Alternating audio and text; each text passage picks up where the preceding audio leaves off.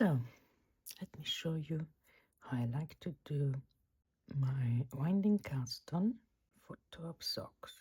First I work a slip knot, and then I take my double pointed needle. Here I have a set of 5 bamboo needles, but you can take, of course, whatever needle you prefer. I show you on the double pointed needle.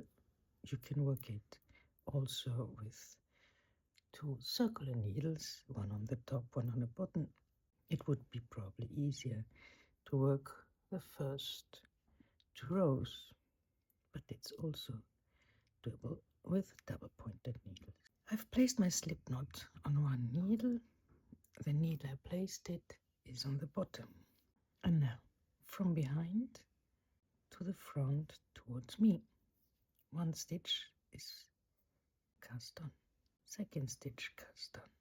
I don't count the slip knot, it's only here to anchor my stitches. Behind the needles towards me, 3rd stitch, behind the needles towards me, 4th stitch. And you need to cast on as many stitches as your pattern tells you. In my case it's 12, let's see.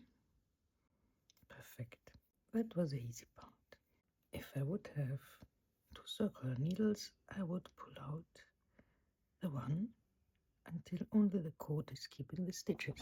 In this case it's much easier to work the stitches, as you can imagine.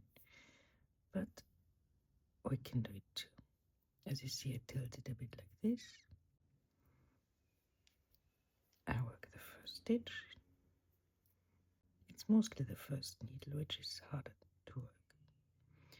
The 2nd stitch I will work an increase. Oops. It's a KFB knit front back increase. I'm doing a variation. I don't knit into the back. I just slip the stitch on my needle. First stitch worked, 2nd with increase. And then I need to work half of my cast on stitches on this first needle. So knit 1 with increase, 3, 4, 5, 6 in my case.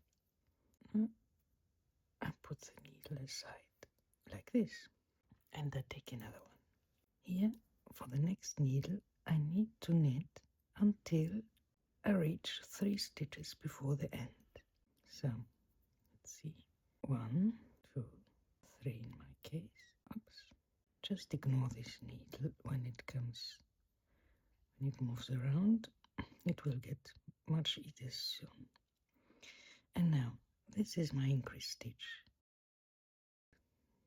I knit 1 stitch, left this on the needle, and just slip the loop on the needle I'm working with. And now I have 2 more stitches to work, 1 and 2. The hardest part has been done. We have to turn the needles now in a way I can work the other row. The bottom needle, it came to the top. Here we have this knit slip stitch that we will ignore. We will be able to take it off our needle in the next row.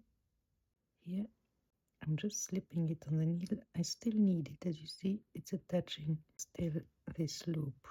So I keep it for now. And I repeat the same thing exactly. 1 knit, 1 increase. Oops, tail got in the way. Let's put it out. Knit and slip the loop. Slip knot, we ignore it. 1 stitch with increase. So stitch 3, 4, 5, and 6. That is done too. Last needle. I think it's best to leave the needles like this. They don't twist, but I can still work. Just ignore all the needles hanging around at this point. Keep them straight so that they don't tangle, but don't let them annoy you. Here again, I need to work to the last 3 stitches of this 2nd needle. Here they are. Increase, which means be, in our case, knit to the front, don't take off the stitch and slip it on the right hand needle. And the last 2 stitches, and that's it with the first row. Now delicately put everything in place so that you don't twist your stitches. It's actually easy to see. I turn it around to show you. If on the back side you have only purl stitches visible, it means that you're doing everything right. The second row is going to be a simple knit row. Only our increases, which we see here, are going to be worked with through the back loop. Let me show you. We knit the first stitch. The second stitch was the one with an increase. You see here the stitch and the smaller loop coming out next to it to the left. So we knit the one stitch normally, the first one. And this smaller loop, we knit it through the back loop. So we grab it in, go through the back, put the needle in and go through the back. Then we knit again as before. I'm keeping the other needles down with my thumb. Second needle, same. I like to go actually side these needles to keep them in place when working the first stitch. In the very first row it was a bit harder, but it already gets to be much easier. So we knit all stitches as they are, and when we reach the increase stitch, which is this smaller loop on the left of the stitch we increased, which means in this case the third before the end, this one too, through the back loop, and the last 2. We turn again clockwise, and here we can finally take off slip stitch because it's not needed anymore. I take it off, and this is our tail. Let's take the yarn, and it's the second part of our second round. We knit 2 stitches. This is the increase loop. We work it through the back loop to twist it so that it doesn't get too wonky.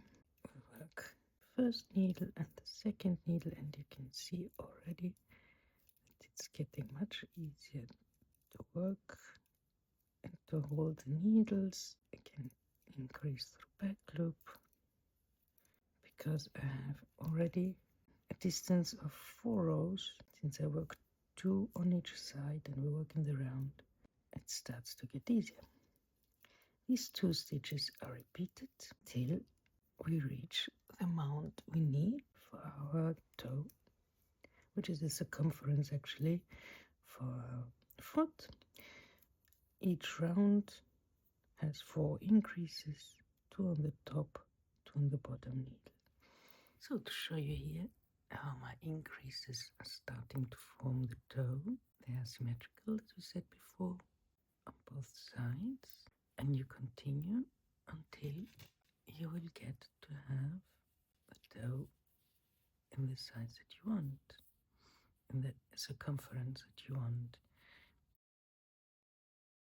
And in my case, I stopped increasing here. I put the marker to see easily for the second sock what I did, because I added 1, 2, 3, 4 more simple rows without any increases.